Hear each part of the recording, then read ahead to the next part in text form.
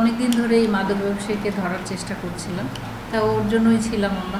হঠাৎ করে দেখি যে তার গাড়ি আমাদের ক্রস করে চলে যাচ্ছে, তখন আমরাও আবার পিছু আসলাম। আসতেই দেখলাম যে সে একটা অ্যাক্সিডেন্ট করছে এবং গাড়িতে সে নাই, এবং কিন্তু তার গাড়ির ভিতরে মাদক। তারপর গাড়ি চেক করে আমরা 1215 পিস ফেন্সিডিল, 4 বোতল বিদেশি মদ।